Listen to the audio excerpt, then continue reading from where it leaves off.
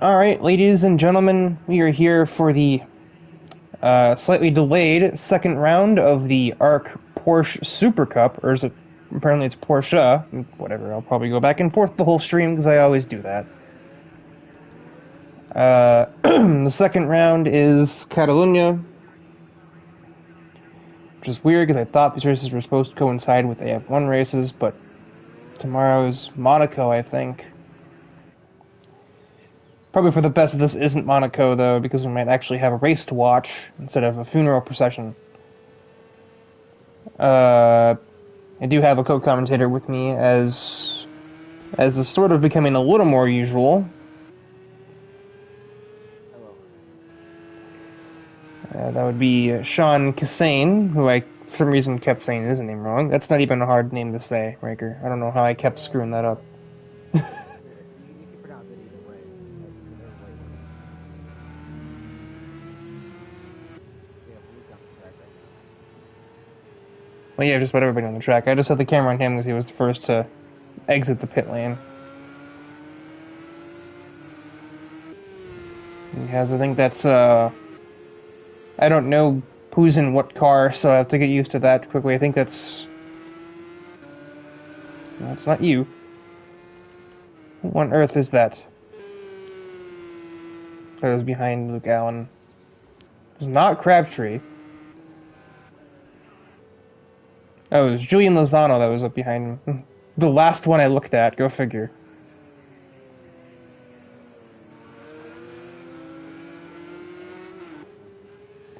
It's his first Super Cup race anyway, yeah. That's about all that I do know for sure, because I kind of missed the first race of the championship, which was Imola, I think, so something tells me I probably didn't miss much, because that track doesn't usually do much. As Luke Allen has out of the last turn, he's going to begin the first timed lap of the session here, with Lozano right behind him. I don't think he's going to be getting a slipstream from there, though. But at least that'll also mean he won't be getting dirty air from there, either.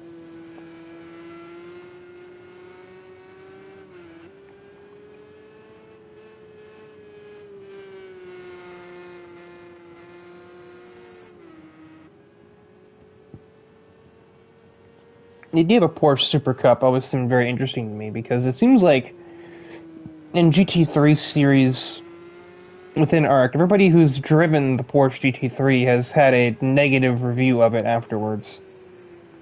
And yet, I guess now, in a sense, there's a bit of, because everybody's in the same car now, I guess everybody's going to be in the same boat, and that makes it better. But, I mean, I know I'm not a particular fan of Porsches in general.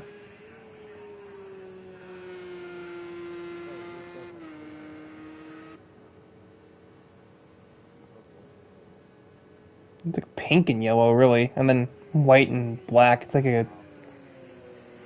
it's certainly a color scheme I've ever seen. It's a unique one, there's no doubt about that, but sometimes you have to wonder if there's maybe a reason why you don't see a certain color scheme very often.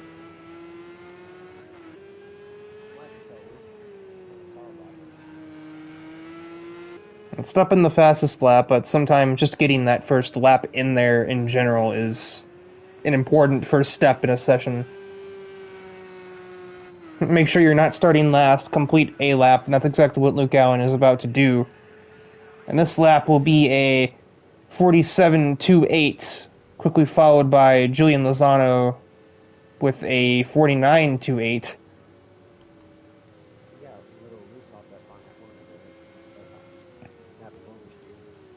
Yeah, Porsches are good for that. I also just noticed Lozano's fuel load is very high. He's basically in a race fuel load here. 47 liters of fuel to Allen's 3.1. AJ Knickel runs a 47.98. These two, I think, were outlaps from Dylan Bam and Gabe Zillow, respectively.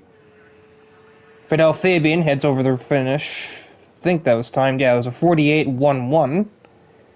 And that'll be immediately followed by somebody.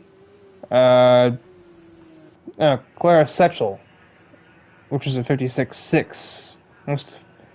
Might have been a mistake on that. Speaking of mistake, we see in the background, somebody though. Oh, Luke Allen finds a tire barrier. Yep, there's that classic snap oversteer. That was not the same car that we were seeing spinning on the front stretch, though. Obviously, because Luke just lost at turn 9 there. Matthew Stotts gets his lap invalidated on the final corner, and he will just immediately go back into the pit lane. Gabe has taken the provisional pole with a 47 flat. I know Gabe and his team T1A have had a history of running Porsches in GT3, so it makes sense that he would probably have a slight advantage in overall mileage in the car with that in mind.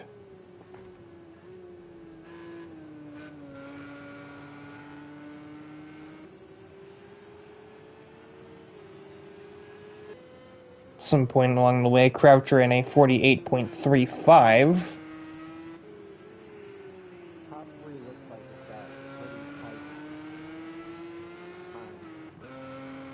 They were just kind of waiting to see if somebody can close the gap. I think Matthew Stotts could probably slot in there somewhere, as can Dylan Bam, if they put together full laps.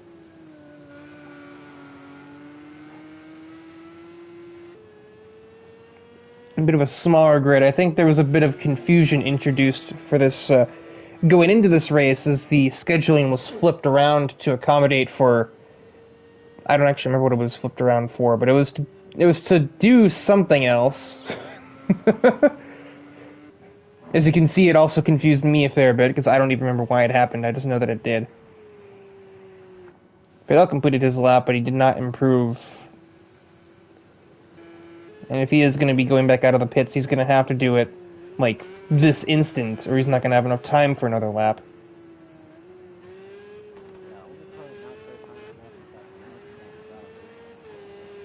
Gabe Gazzolo improves to a 46.80. We'll see if Crabtree can also improve. Well, either he didn't, or that was an outlap. Fidel's leaving the pits right in front of Crabtree, and he'll jam on the brakes and not interfere too much. I think that still kind of forced Crabtree to miss his apex at T1, though.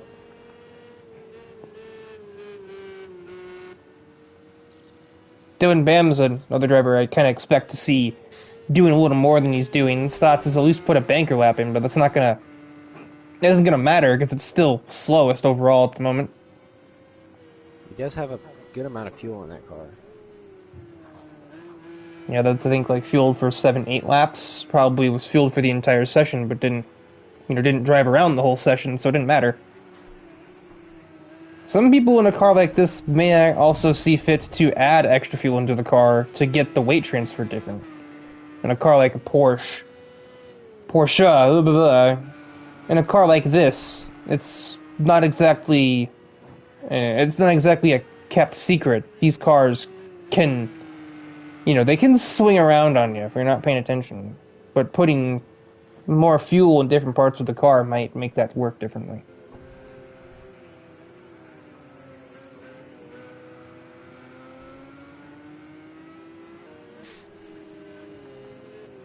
One minute left in qualifying.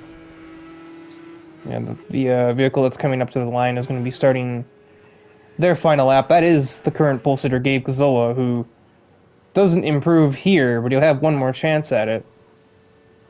Luke Allen goes fast as the 46.66. Oh, God. And right behind there, Tyler Crabtree, the 46.96. It's all closing up now. And Matthew Stotts jumps right to the top. Oh my God, 45.91. Jeez. And here comes Dylan Bam. That's an outlap. So he's beginning his final lap now. As I believe that must be Setchel behind, yes. And then behind them is AJ Knickel. This might be a lap, though. No, it isn't. Alright, so we have our three names to watch. We have Dylan, Setchel, and Knickel. Nobody else is going to be starting a new lap, although you do have other cars still in the middle of one. Loses car in the back half of the track. It's gonna be a process of elimination again. Who have I not already looked at? It's Lozano, and he's off into the sand trap. I don't think that's. Yeah, he's just gonna be done with that one. I did see a little bit of damage on Fidel's car. I don't know if that was a glitch or... That's usually a glitch. Doesn't sync repairs if you just teleport to the pit lane, so...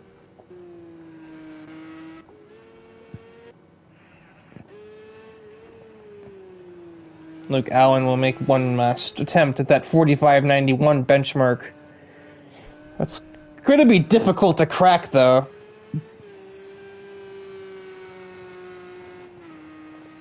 But we'll see what his offering is, or if he can at least maybe secure the front row with a good lap right here. No improvement. Does not improve. Right behind him is not Fidel Fabian. Tyler Crabtree jumps to 46.2, defeating Luke Allen. Can Fidel answer? Well, he improves by 0.2, but it's not going to gain him anything. Dylan Bam crosses. Oh, my word, a 45.5 right to the top of the table. He has stolen pole at the last minute. Suchel abandoned her lap, so we'll see if AJ Knickel has any offering. He jumps Cazzola, but that is all. It felt like an actual qualifying session. Everyone was progressively getting faster. 145.5. And this is one of the tighter fields, too. The difference between first and last is less than 4 seconds.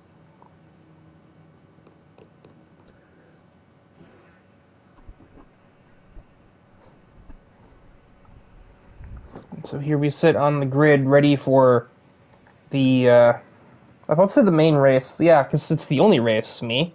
My brain's, like, stuck in, like GT3 challenge or GT3 challenge mode where we had like the feature or the sprint in the main race. Because I guess they're GT3 cars. I'm kind of surprised we don't have that, to be honest. Rundown of the starting grid ahead of this evening's event. We have Dylan Bam on pole, followed by Matthew Stotts. The two usual suspects, honestly, this year, especially in P cars too. Tyler Crabtree starts third. Luke Allen starts fourth. The surprise second row, to be sure. Neither of these drivers really have it in one lap pace very often. AJ Knickel with 5th place. Gabe Cazzola starts 6th. Fidel Fabian starts 7th. Julian Lozano 8th. And rounding out our rather small grid for this evening is Clara Suchel. What on earth is going on over there?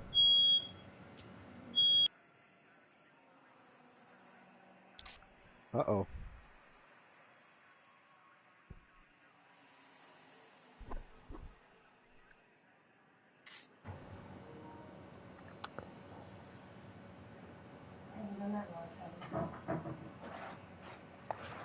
I'm after if I run too long.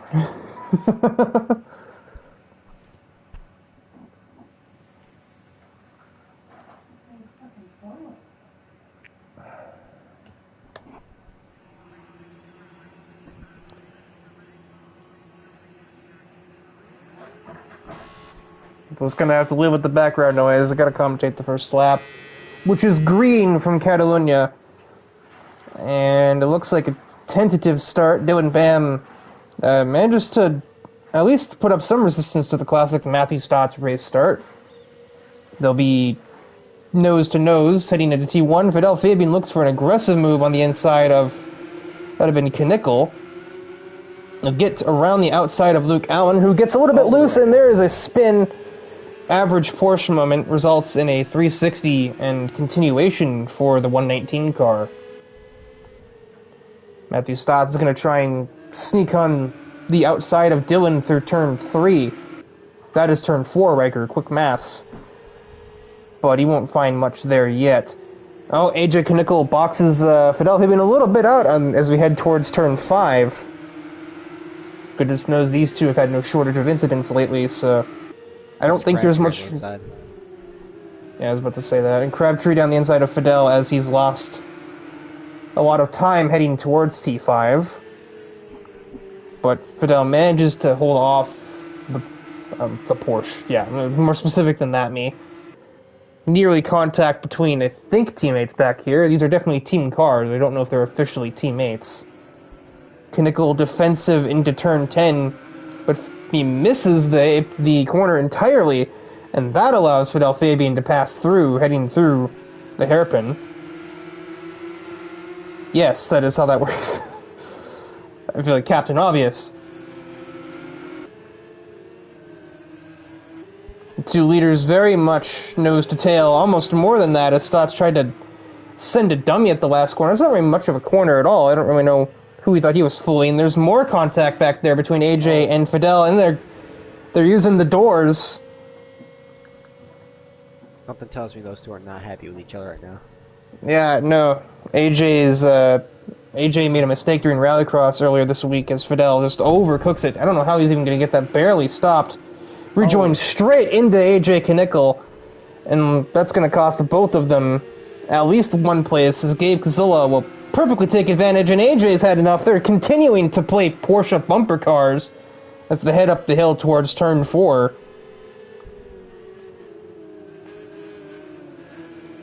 It's looking like a bit of NASCAR going on between these two. I was trying to play up the rivalry as a joke, but I didn't realize it was actually going to boil over like that. Fidel now in 6th when they were originally battling for 3rd, as all three of these relatively similar looking cars, I think they're actually... Okay, no, they're not all team cars. They're just all blue. And similarly, there's a blue car with Stotts in 2nd, so... I can only assume we're not done with the Fidel versus AJ battle for the day either. As Fidel is going to play a bit of bowling with the SNA race cars, and around he goes. I think that's maybe a bit of karma there. Wow. I know Fidel is, as I was about to say, short with AJ Knickel at the moment, as AJ's aggressive driving in Rallycross on Tuesday cost him basically any chance he had at the title for that season.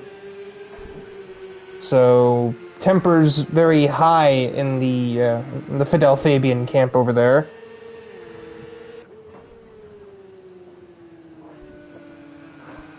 Oh, he left. Honestly, wouldn't surprise me if he was told to be, if he was parked. As both the admins, AJ and Luke, probably saw that and basically just said, yeah, okay, we're not going to have a safety car because somebody has a stick where the sun don't shine.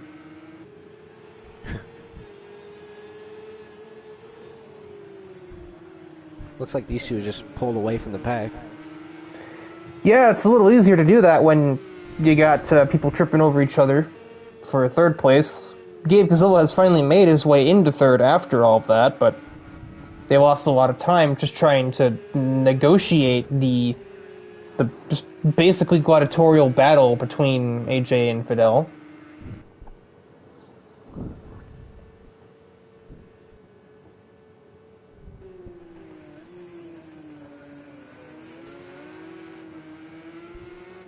Julian is up to 5th from the start. He's had a pretty quiet day, but it's probably helped by the fact that he's at least been mostly out of danger, other than Fidel's very unique interpretation of the turn 10 braking zone. The bumpers, I think, hanging off by the looks of it there. This front bumper looked a little loose. Okay, no, I'm just high. He is under threat from Knickel, though, who's trying to recover after being pushed around. Luke Allen's also in the area. Sechel's not super far away either.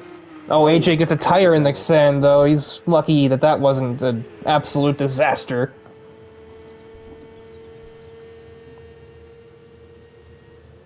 I think Lozano just let AJ go. Curious decision. I guess he probably figures AJ has more pace than him and just doesn't want to be in his way. For all intents and purposes, there's not much reason AJ should have been back here in the first place. as DIVEBOMB is starting to extend a bit of a lead over second place Stotts. Oh, Julian's going to give a little bit of a nudge to AJ Knickel. I'm sure he's about tired of that, but this one wasn't nearly as dramatic. That was just a simple change lane maneuver. Yeah, basically a 4-car train here. Crabtree has even escaped at this point. Oh, but that is a missed turn 6. And around in the background went Setchel. That looked weird from this angle. Lozano, I think after doing that, just kind of gave way to Luke and to AJ. Setchel went around in the exit of I think that was 8, not 7. I got math mixed up again. Done that a few times already. Oh, AJ has hooked a curb. That's a huge save. I guess that's the thing with Porsche's weight distribution is Luke Allen, nope, that is Lozano goes super wide out of the, I think that's 13? Math. 12. The billboard. AJ is pitting. Brake sign. As I believe this is for a mandatory, I think. He and Luke Allen both pit. And, oh, Setchel with an absolute tank slapper in the background, which is actually the foreground. He is the Porsche driver. Really, you gotta be more specific than that, me. I'm so used to, like, GT3 and stuff. GT3 or, like, basically, yeah, GT3, Rallycross, where every car is a different manufacturer. It's like, oh, the Porsche driver. My commentator and Christ, they're all Porsche drivers right now. The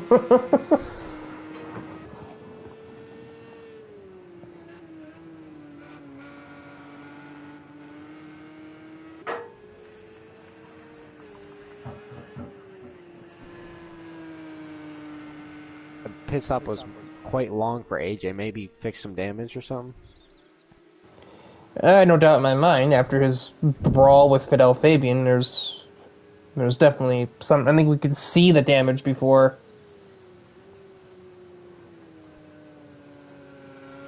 I think Luke was in the same boat from lap 1, turn 1. So they both exited at roughly the same time.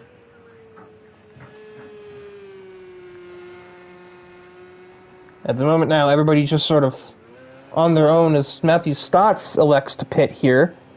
He'll be the third of 8 drivers to make the pit stop. Probably trying to just pull some massive undercut on DIVEBOMB and see if, by some grace he can manage to just pull something out of the hat. Probably. Julian Lozano also pits at this moment. Curious to see if Setchel will join them. She will not. She will continue onward as normal. So now to see where Stotts and Lozano exit in comparison to AJ and Luke. Okay, never mind. They'll be nowhere near him. Or at least Matthew Stotts won't be, which I guess makes sense, because he hasn't been damaged and he's been at near the front most of the race. AJ is only navigating I almost said the corkscrew, the final chicane, so yeah, that's not even a contest. I don't know why I thought it would be. Lozano may not be so lucky, though. Oh yeah, AJ's gonna very clearly get ahead of him. And Luke will do the same. Is he almost on his way out of the pits? Yeah, he is now.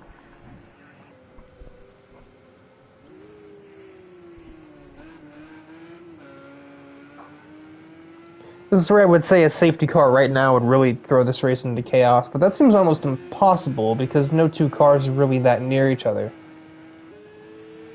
Yeah, Crabtree is keeping his nose clean. Yeah, Crabtree has been just kind of quietly going about his business. He's, well, other than that little chicane mix up there, he's about 2.5 or so back from Gabe Gazzola, who I think has just been driving maybe a bit conservatively.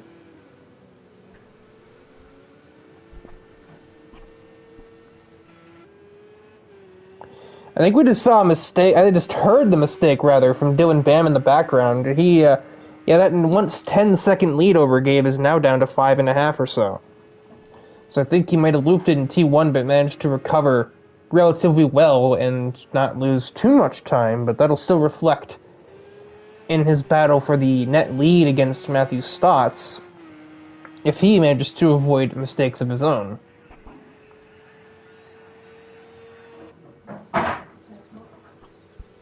DIVEBOMB has yet to pit. Yeah, the top half of the field is yet to pit. Setchel, Crabtree, Gazzola, and the aforementioned Dylan Bam.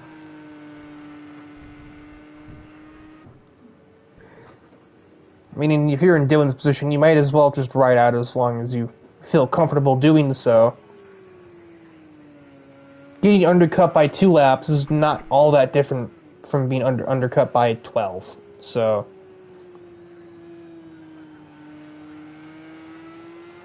but I think if I'm him and I spin again, I think I'd probably try pitting to sort of mitigate the losses.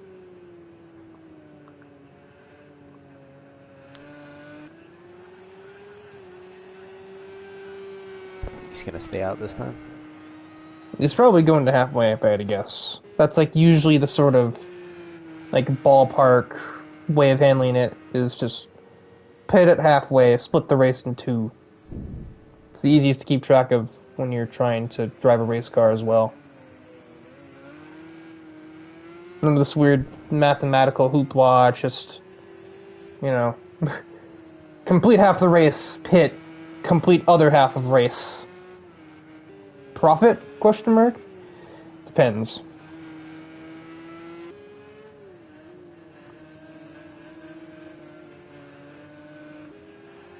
In more hectic races, some drivers also have a certain, natural, almost sixth sense for when cautions are on the horizon, and they'll duck into the pits just beforehand, or stay out, depending on the situation.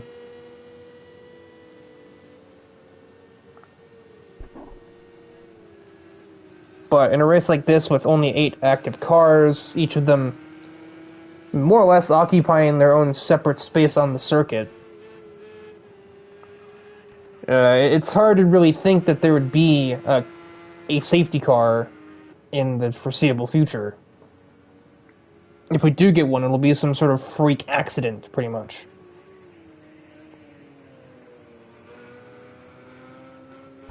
It's not really easy to do that with a wide track like this. Yeah, it would have to be like you just clip something the absolute wrong way and you end up flipping over. That's about the only way we get a guaranteed safety car. We do have 2 cars that are about to encounter each other, as Matthew Stotts, having made his pit stop, is catching Setchel, who has not made their pit stop yet.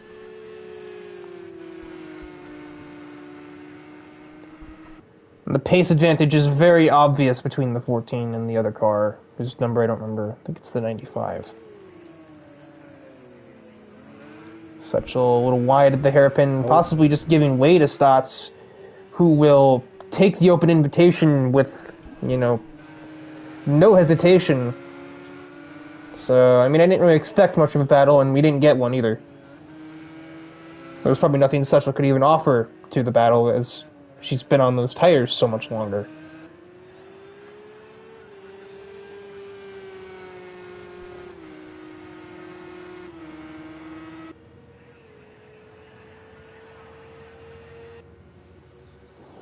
The lap times are way faster on the Matthew Stott Spectrum, too. You ran a 45.6 just there, even while overtaking that other car. Dylan's only running 46s at this moment, so Bam isn't losing time overall to Stotts, plus his spin may be in some danger here.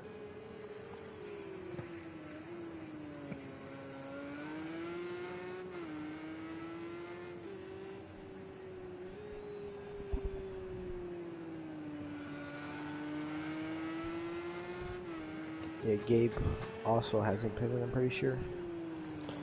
Yeah, we had those opening round of early undercut pit stops, and now I think the other 4 are just kind of waiting until half distance.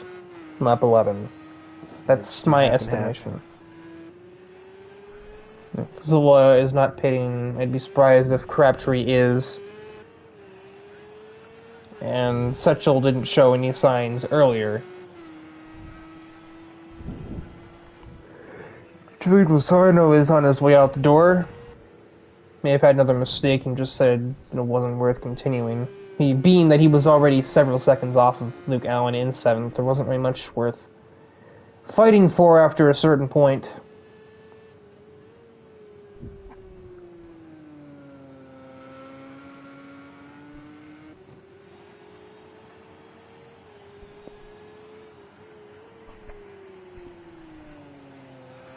Down to 7 cars now with a 2 disconnection. Not a very big field tonight. I mentioned before, I think that was just the lack of... It was a lack of advertisement, and, like, you know... This race wasn't exactly a huge talking point in the general discourse of the league in the last few weeks. Plus, some scheduling complications came around, and for a while, not really anybody seemed to know when this race was actually happening. There were people in the party on Tuesday evening thinking that they were about to do the Porsche race, and they were obviously not. They were doing Rallycross. I don't really know where anybody got that memo, that it was on Tuesday, but it's on Thursday.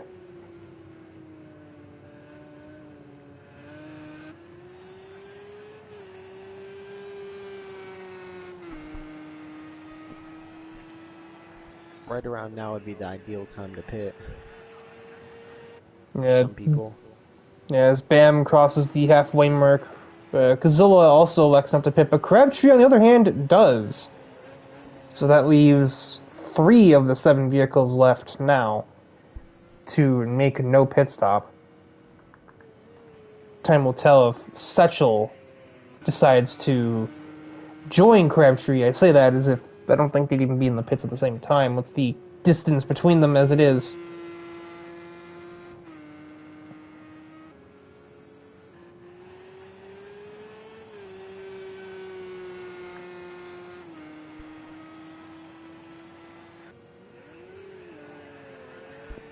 Stott's just gonna easily get him. Yeah, you can hear his car just revving up in the on the camera there. Not even a contest between the two there.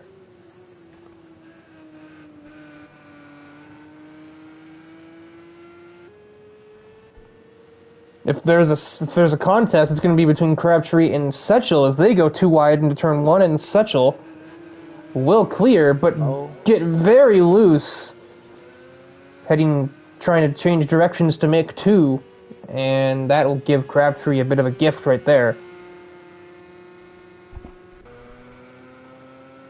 Setchel does emerge ahead of Knickel, though, who's even well after that opening onslaught between him and Fidel, he's just not really had much to give afterwards. Oh, looks like Dylan's in the pits. He was indeed waiting for that glorious halfway mark. Gabe also makes a very late choice to pit. I don't know if that's in regulation. Oh, he knocked over a cone. And a board, looks like. He gained quite a bit of time entering the pits, too. That lead is only down to about 3 seconds for Dylan, so he may have made a mistake. Maybe going through the chicane that caused him to decide to pit. We'll sit here on this external camera as we wait for that 14 car to make his way through the back half of the racetrack. Ignore that scoreboard. That's just because Gabe's pit box is ahead of Dylan's. Dylan is leaving the pits as we speak. I think he's gonna get him here. Yeah, it's looking like it. Bam has to get up to speed. Even if he doesn't get him on the way through, doesn't matter, he will. Matthew Stotts will have an exceptional undercut. He'll grab the lead away from Dylan Bam, who will file in second place. And meanwhile, Gabe Kazilla will lose third to Crabtree, but will be in striking distance with the newer tires if he can make a decent outlap on the new set.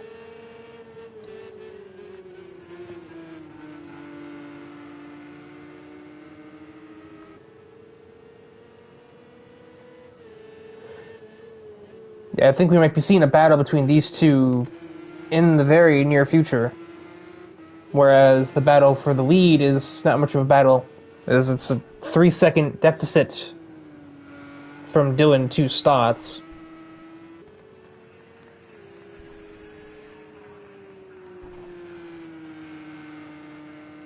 I don't particularly know if Dylan's more of a chaser or leader, though, so he might change his driving style now. Who knows? You got a battle here. Yeah, they're as I said it just a few seconds ago. These two are definitely about to be fighting, and Crabtree. It doesn't. Nope, there's no battle at all. Crabtree just gives way to the 17. No strings attached. No nothing. That's no fun.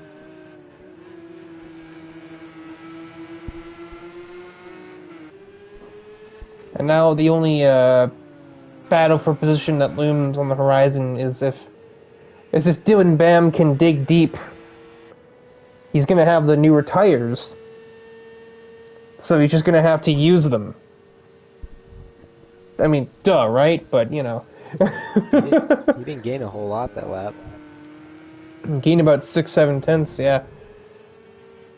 But I think that might have been also due to the fact that Matthew had just put on these. Or, no, what am I talking about? Actually, yeah, my brain just shut off there. No, Dylan's the one that just put on the new tires, not Stotts. Yeah, now he's starting to get. He's digging into him now, so I think barring cold tires. Yeah, cold tires and just like sometimes the tire pressures are different, sometimes dramatically different, but they're always going to be at least a little different, so the car will drive not the same on the outlap.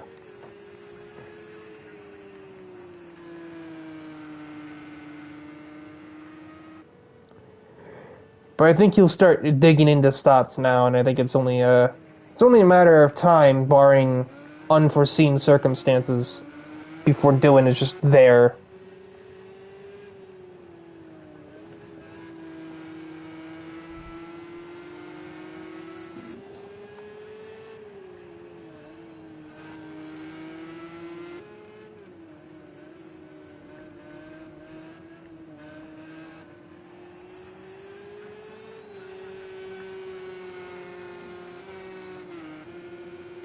We'll go on board with Dylan Bam for a lap to see what he sees as he tries to reel in that 14 car.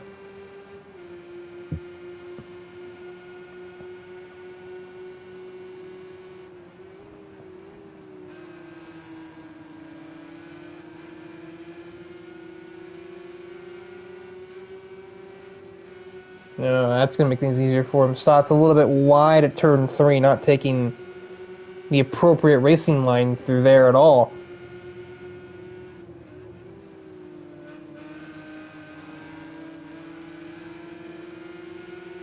Well, neither of them really got to the inside of turn 4, though.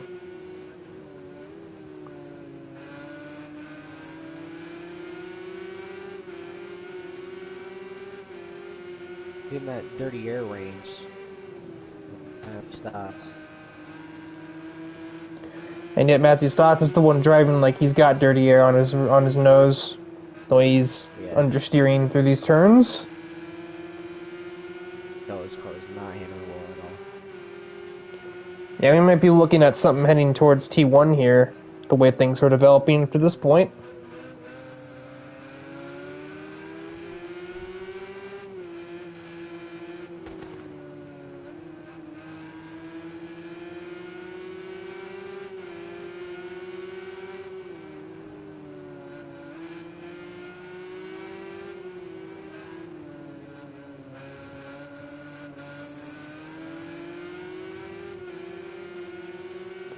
Well, that was not the exit from the final turn that Dylan needed to have a chance here, so... But, I mean, he's got plenty of time. We have just started lap 15, so... That'll leave us with 8 laps remaining here from Catalunya.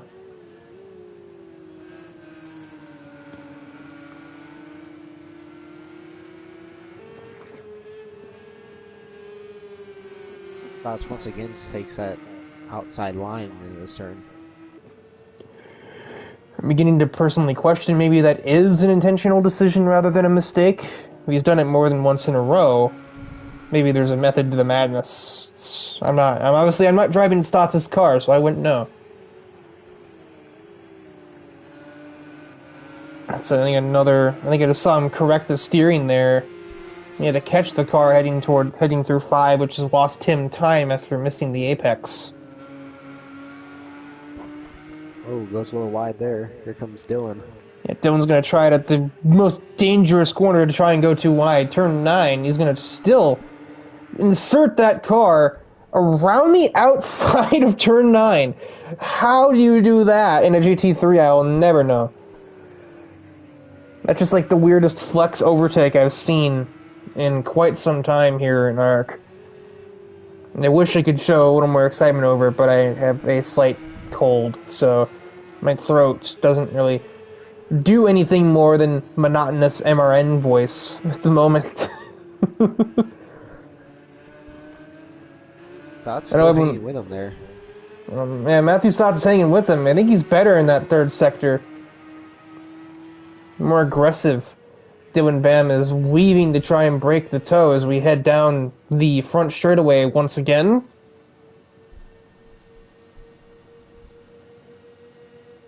Matthew does not offer a challenge into 1, though.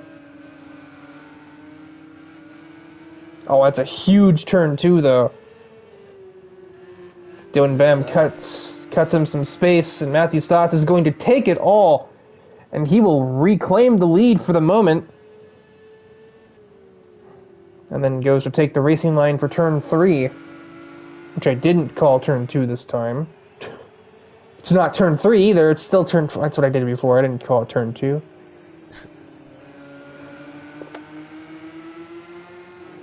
In the background of this, we also have Crabtree, who's caught back up to Gabe Gazzola, but it's kind of hard not to watch the battle for the lead. If only we had, like, side-by-side, like the major motorsports broadcasts like NASCAR do. Or at least replays to cut to, but nope, yeah, I don't have either one.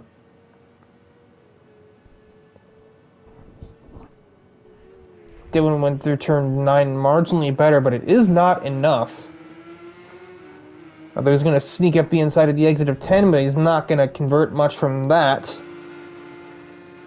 Crabtree, meanwhile, has got a way better turn 9. He's going to go on the outside of Gabe Gazzola.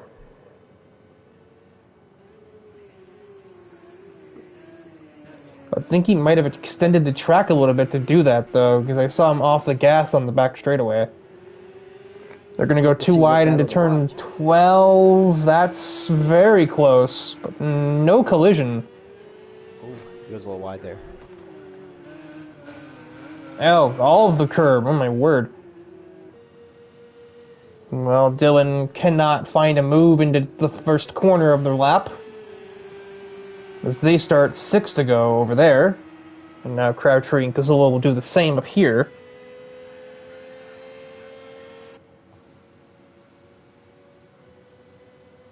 Gazzola weaving to break the slipstream, but I don't really think Crabtree has much of it anyway.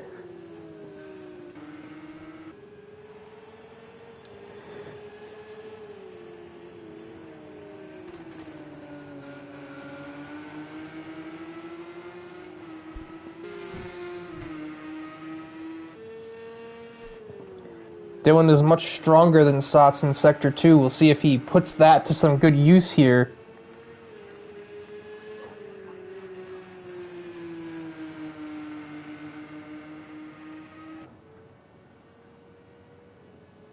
Little by little, but he's just a little bit, just eating away at Stotts, just kind of making him swept. He's not doing much more. Satchel pits.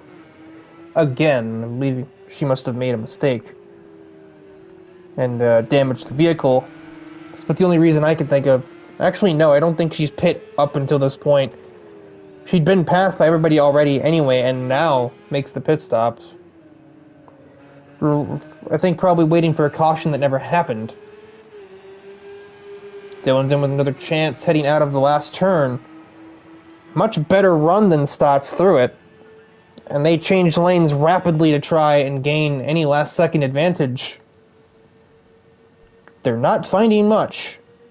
Dylan looks to the inside. He's going to try, but Stotts brakes super late. Oh, I thought they were making contact. The perspective of the camera really defied me there. Just Dylan sneak back down the inside. Tries, can't. I'm just speaking in stilted sentences at this point for some reason. Don't know why.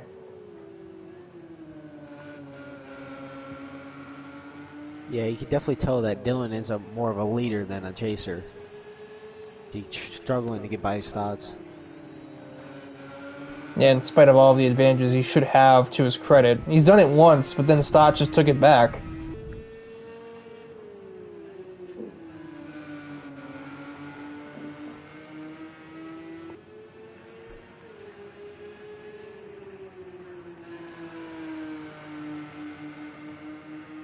We'll see if Dylan has something for the 14 car as we head towards turn 10. Stotts takes the far racing line and just is going to let Dylan Bam do as he will. Crossover attack executed, and Stotts will grab the lead back again. Bam just cannot complete it, no matter what he throws at him.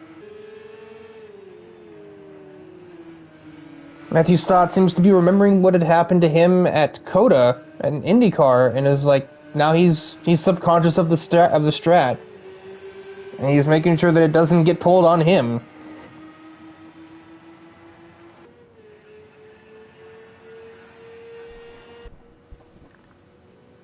Dylan is still very close, but I don't think he'll be close enough to think for a move into turn 1 unless he's really desperate, but he has no reason to be desperate just yet. He does still have 4 laps to do this. And he's been in with a chance for every other lap so far since he came out of the pit lane, so no need to waste that opportunity going for a move that's not going to work. Crabtree right there with Cazzola still. Game says he has a penalty. Is it an actual penalty or is that some nonsense? Oh, it might be an actual penalty. It's only 1 second.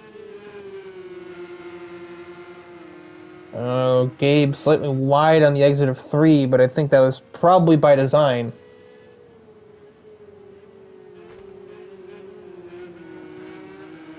Oh, that was not, though. He's wide in turn 4. Crabtree sees the invitation offered by the 17. Sweeps on the outside and maybe uses a lot of the racetrack.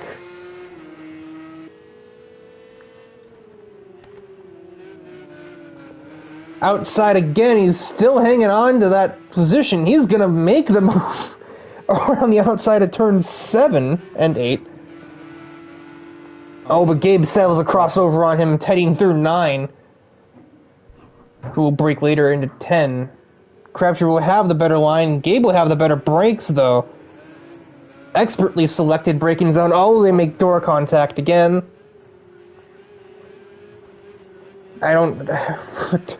Crabtree will you'll just make a second outside overtake. Oh, that's the sand, though. Gravel. Sand, gravel, data. Thing you don't want to put your race car in. 3 laps to go, and Dylan has made a huge mistake. He has spun it in turn 2. That is the race. Unless Matthew Stotts does something of equal mistake. What? Makes an equally bad mistake. That's the game over for Dylan Bam.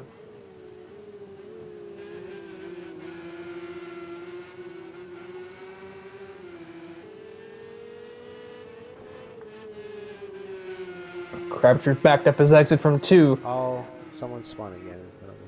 Looks like Dylan. Oh yeah, it could have been.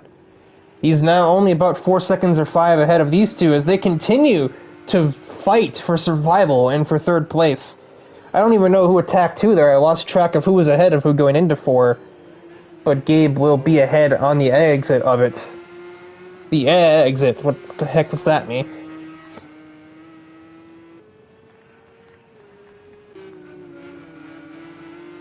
If Dylan makes another error, his 2nd place would be in definitive jeopardy. Take unfortunate circumstances for $400, Alex.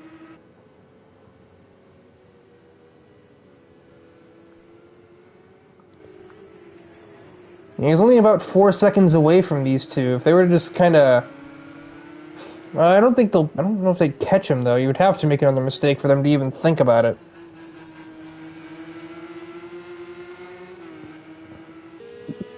There's the tried and true NASCAR strategy of just riding, but I don't really think we can rely, or I don't think they could rely on catching Dylan.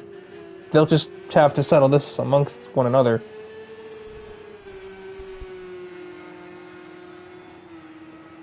And Doc's probably relieved.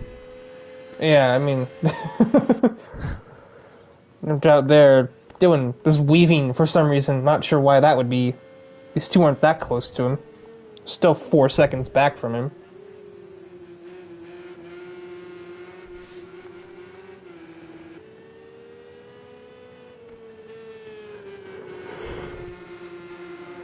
Oh, he's around again on the inside of turn 3. And there goes the podium, and then some. And AJ's coming too. He might... Oh, well avoided from AJ, as Dylan has apparently forgotten how rear-wheel drive cars work. everything going wrong for Dylan. Just an utter collapse. Oh, Crabtree. Oh, he manages to keep that under him, though. That was scary looking from this camera.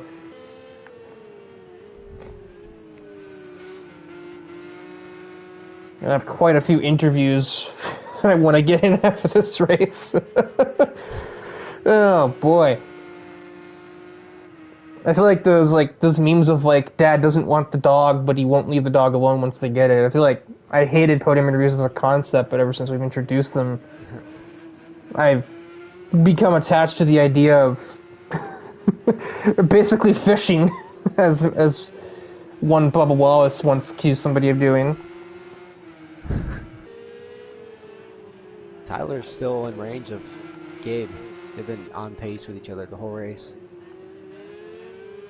At least the second half of the race. I don't know about the first half. Oh, Crabtree's missed the second to last turn, though. That's going to give Gabe crucial breathing room. There is a very battered Clara Setchel there. And because they spun out of the last turn, they couldn't pit there despite missing their rear wing. They do make way for the battle for second, at least.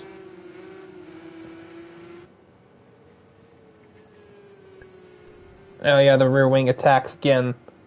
And Setchel is around. As, he's oh. I think Dylan Bam may have had a bit of suspension damage, and maybe thought he was on the last lap of the race, but he isn't. Yeah, he was weaving on the front stretch. I don't think he realizes that was not the end of the race. I think he's Mark Martin just there.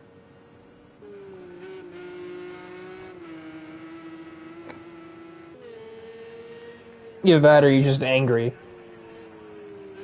He decides to literally erupt in all forms except literal in anger. Stott's coming off the final corner.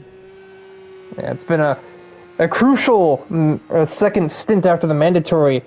That is going to get Matthew Schatz a victory here in the Porsche Super Cup.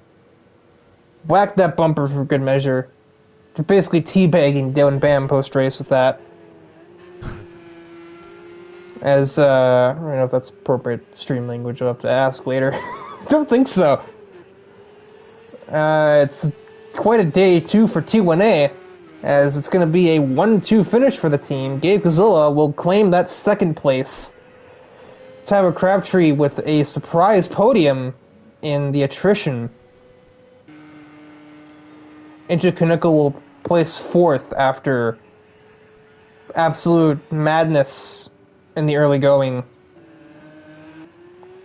Luke Allen getting the last second lap over Setchel with a fifth place finish after a lap 1 spin that it doesn't seem like he ever fully recovered from. And then the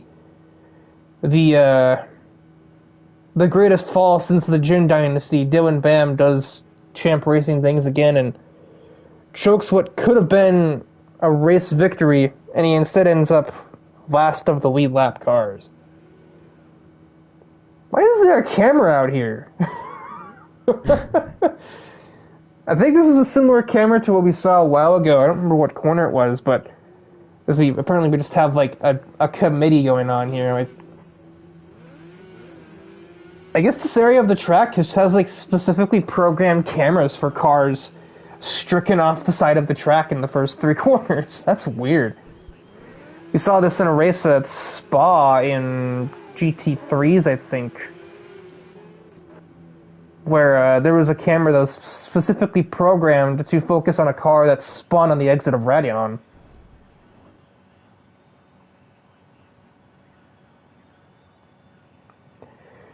And so, there you have it.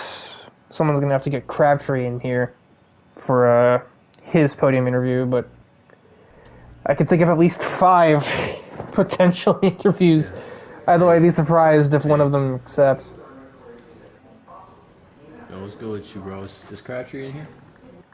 No. I was just saying that he probably has to be added. I need to know how y'all thought the racing was. It was some of the racing of all time, that's for sure. Alright. Tyler had a Yeah, you and him stole the show after Dylan folded like a poker hand. Attaboy, Stott. me and Tyler battled that entire last stint. Yeah, we watched most of it. Especially after, the battle for the lead was over. It was very... Bro, my hands were cramping, bro. Dang. Oh, shit. Is Crabtree gonna join, big fella? This is basically the cool down room for the top 3 drivers. Yeah. I'm as cool as wine. Kind of wondering if try and get AJ to see if he wants to join it. Tyler. Yo, join, bro. Join. Join the... Get your little interview. You got added to the party. Okay. Good buddies on the way.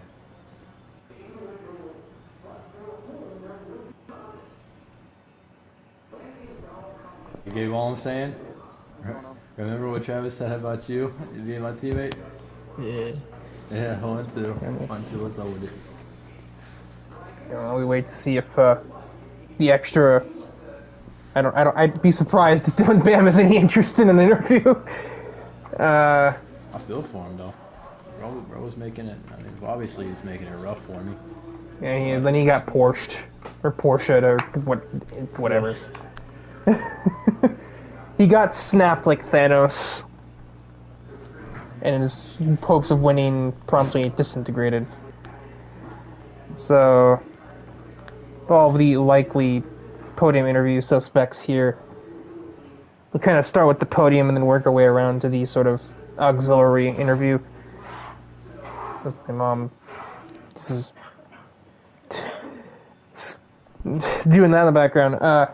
Starting with our 3rd place finisher, Tyler Crabtree. It's been a while. This is I think your 4th start since returning to action here in ARC. And you're something like that anyway? Something like that for PC2. Yeah, I guess I can't speak for F1 because I don't watch that, but... I guess, the obvious question is, what was it like? Because I have the same question for somebody else. What was it? It's finally getting back on the podium again after how long it's been, however long it has been. Yeah, it feels good. I finally had pace. I had a setup I could work with, and then I was able to drive decently to everyone else, and then actually have fun battles. Yeah, it's a lot easier to have fun battles when the collision physics make some kind of sense. They don't usually do that in F1 or NASCAR, so, well, Heat 5. Yeah, shout out to Gabe there. We had a battle for, I think, it was 10 laps or so. Some weird warnings and extensions, but overall, a pretty clean battle.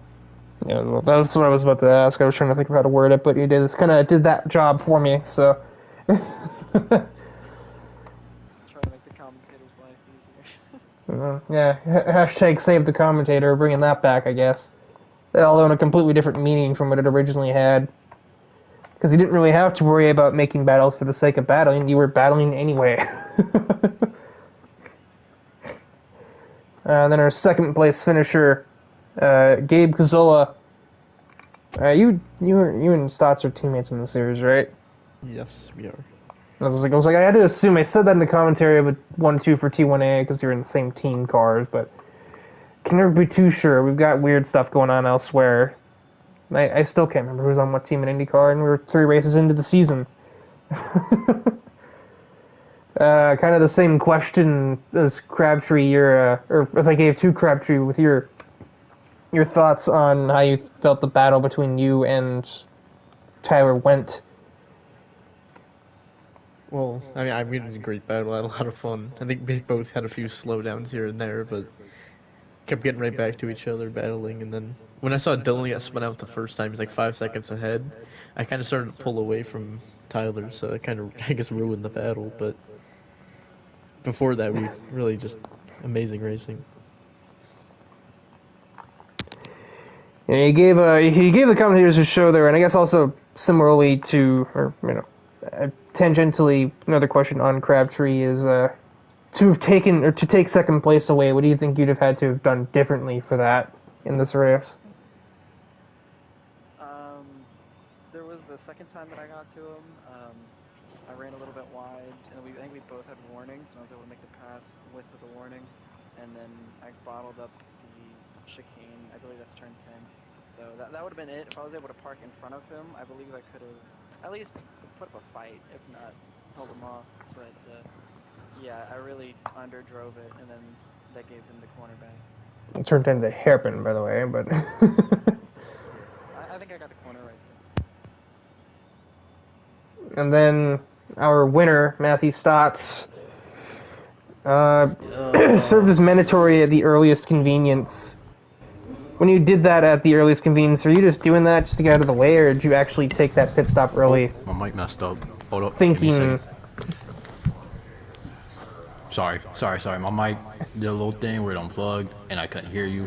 But I heard you ask about the Yeah, like when you made that early pit stop, were you just thinking to get it out of the way, or were you thinking undercut from the start? So I've learned in this game about mandatories and stuff, and the undercut works really well in these GT3 cars. I did it to Dylan at Coda before, and I knew the only way I was going to get around him is by doing it again. I didn't have the gap like I wanted to, like I had at Coda, but I knew how hard it was to pass, that me being in front of him was going to disrupt his car and make it more difficult. I even had a chance to pass the brother back, so it was calculated. I knew what I was doing when I made that pit stop. I made sure I knew what I was doing, and I was keeping an eye on the the amount of seconds I was gaining on him, and he just happened to pit probably a lap too later, because I probably wouldn't have been in front of him for that, but it was all calculated, honestly.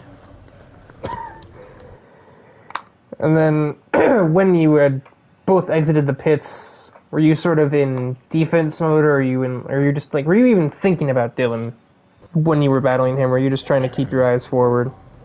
I didn't worry about him until he got within at least like a second on me. That's when I started really paying attention. But then I started to see his weak spots that I, for some reason, was able to be able to capitalize on, where he overdrove the corner a little bit. I was able to cut back inside and pass. So I studied him. I knew I had to play defense for some parts. Then there's parts I couldn't play defense. I just couldn't do his shit. So when he passed me, I just went back on offense and played defense until he made the oopsie whoopsie. Yeah, the consecutive oopsies. Dude read him like a defensive opponent in a ball game, basically. But 1-2 for the boys.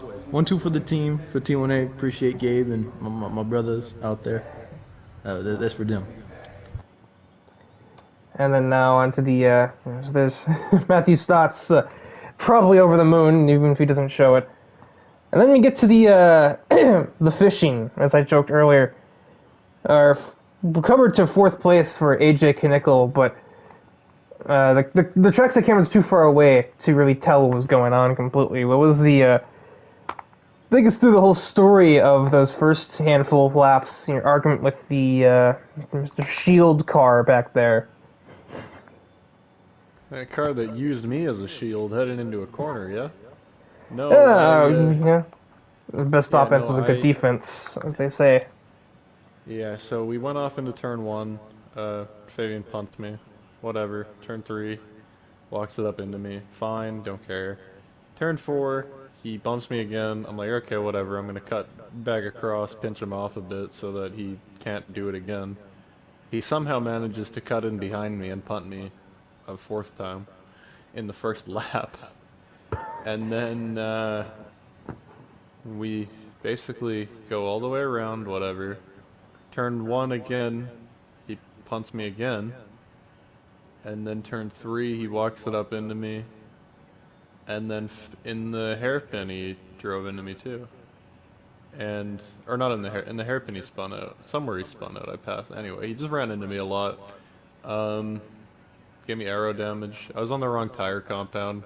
Probably my own fault. I qualified badly because I started on way too much fuel in qualifying. Went out, qualified poorly. Started on the wrong tire compound. Burned the piss off the right rear or left rear. Then went into the pit, took the hard tire, completely misinterpreted where the pit road entry was. Just a horrendous race all around. Some were driver errors, but I mean, the fact of the matter is there are certain people I cannot race around because they just show absolutely no respect. So, Yeah, it didn't look like there was much. I mean, I could see the disrespect from the commentators booth pretty much. I mean, yeah, this has been an ongoing thing for weeks now. I made plenty out of that too. Yeah, we've got, I mean, Rallycross at the race before Sao Paulo. I can't quite remember what that was. Wildcrest, I believe. So yeah, I mean, this dates back Yeah, even as far as Hockenheim between you two, I think. I don't quite recall Hockenheim, but I recall Wildcrest Or getting no, it was the French track. The name I can't say. a Rouen at, No, in Rallycross. The oh, Loayac. that yeah. Yeah, Loayac was the first one, and then Wildcrest was another. I got punted pretty hard, so I sent it in on him, whatever, fine. Sao Paulo I got absolutely obliterated to the point where I didn't even make the final because of it. Um, And then and you kind of then got him at Dirtfish earlier this week, so I think I that got was him at probably the Durfin, but source of the it's not even disrespect. just that. Like it's carried over into F1 too. We're racing in F1, and I get brake checked under safety car, and then the contact after that happens. It's like, how much can a person take before they explode? You know what I mean? And yet you sound very contained. Probably because I just probably yeah. disillusionment, if I had to assume, but It's it's like you put work into every setup and every track, and you learn the lines, you learn the breaking points, and you want to be a contender every week. And sometimes mistakes happen, but when it's not your fault, and I mean, there's plenty of this race that was my fault, so I can't be super like beat up about it. But there's some things that I will remember just because, you know. And I talked to him after the race. I said, how can I race you differently to prevent you from running into me every week? And he said, well, that's my style. So make of that what you will. His style is apparently using me as a brake, so yeah. That don't should think about that's the sum right up style. everything. Yeah.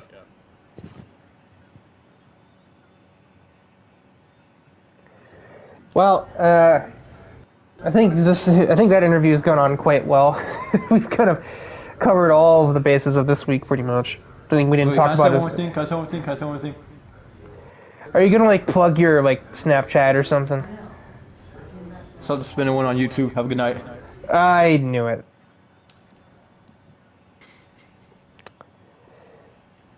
I respect the hustle. Not quite Snapchat, but plug or shameless plugging nonetheless. But speaking of shameless plugging, I'm gonna sound too weird if I go from beatdown interview to plugging our sponsors. So why don't you give it a try? I have to like remember the list in my head. Well, I know the first one is the DIVEBOMB social media page for everything they do for the ARC. Yep, that's what we're called. Yeah, we still need that script here, AJ. Keep going. Sim League Pro next. Sim League Pro for helping organize the league and track points for each individual series. You'll find other leagues that are not the ARC on there as well for those who have more time to kill. I personally do not, but next we have the Bird and Rubber podcast for those who are into the American side of motorsports. They interview smaller drivers, sometimes bigger ones too. Or occasionally I get Richard Petty only appearing in the background of the video. You got James McCann using off his screenshot, or let's use his screenshots. Wasn't it McAdam? God, James McCann is something completely different. That's like a guy from We're almost there. baseball player. One more to clear. Crap.